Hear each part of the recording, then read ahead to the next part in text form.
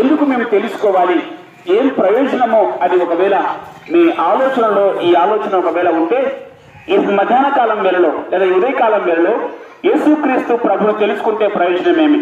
యేసుక్రీస్తు ప్రభువు తెలుసుకుంటే నీవు నిత్య నరకాగ్నికి వెళ్లకుండా నువ్వు పరలోకానికి వెళతావు అన్న విషయాన్ని బైబిల్ గ్రంథము స్పష్టంగా సెలవిస్తా ఉంది. ప్రియమైన గ్రామ నివాసులారా, యేసుక్రీస్తు ప్రభు మానవాళి కొరకు ఆయన ఈ లోకంలో ఆయన 33 సంవత్సరములు జీవించి ఆయన మానవాళి కొరకు మరణించిన మహనీయుడు.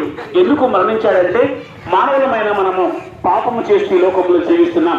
అందుకే బైబిల్ గ్రంథం సెలవిస్తా ఉంది, ఏ భేదము లేదు, అందరూ పాపము చేసి దేవుడు అనుగ్రహించే మహిమను పొందలేకపోతున్నారని.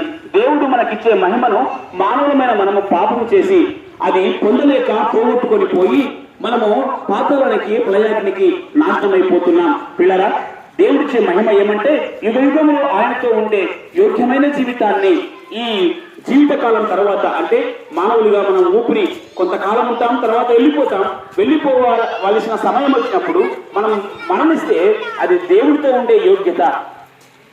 ఆ విధంగా యేసుక్రీస్తు ప్రభు మనందరికీ కూడా ఒక గొప్ప మహిమను ఏర్పాటు చేశాడు. దాన్ని మనము తృణీకరించి వేసేస్తున్నాం. ఇది దేన్ని బట్టి అంటే మన పాప స్వభావాన్ని బట్టి.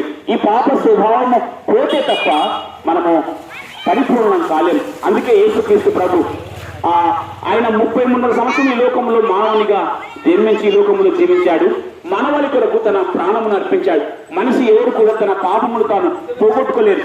ఒకవేళ కొన్నిసార్లు మనం ఆలోచించినప్పుడు మానవులు తాము చేసిన పాపముల కొరకు కొన్నిసార్లు మంచి కార్యాలు చేస్తే కొంతైనా పాప నివృత్తి జరుగుతుందేమో అన్న ఆలోచన ఉండవచ్చు. కానీ మానవుల పాపము ఆ విధంగా పోయిందన్న విషయాన్ని బైబిల్ గ్రంథము సెలవిస్తా ఉంది. మరి ఏ విధంగా పోతుంది అంటే యేసు రక్తము ప్రతి పాపము నుంచి మనలను పవిత్రపరుస్తా ఉందని బైబిల్ గ్రంథము సెలవిస్తా ఉంది. కాబట్టి పిల్లరా, యేసు రక్తము మానవాళికి పాప విమోక్షను కలుగజేస్తుంది. అందుకే దేవుడు లోకమును ఎంతో ప్రేమించినని తన ప్రేమకు ప్రేమించిన వాడు తన ప్రాణము పెట్టాడు మన కొరకు.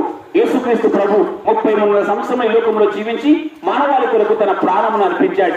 ఎవరైనా మానవాళి కొరకు ప్రాణం పెట్టిన వారు ఉన్నారంటే అది యేసుక్రీస్తు ప్రభు మాత్రమే అన్న విషయాన్ని మనము ఈ ఉదయకాలంలో తెలుసుకోవాలి. కాబట్టి ప్రేమైన గ్రామ నివాసులారా, యేసుక్రీస్తు ప్రభువుని తెలుసుకుంటే నిత్య రాజ్యము, యేసుక్రీస్తు ప్రభువుని తెలుసుకుంటే నీతిమంతులుగా మారుతాము.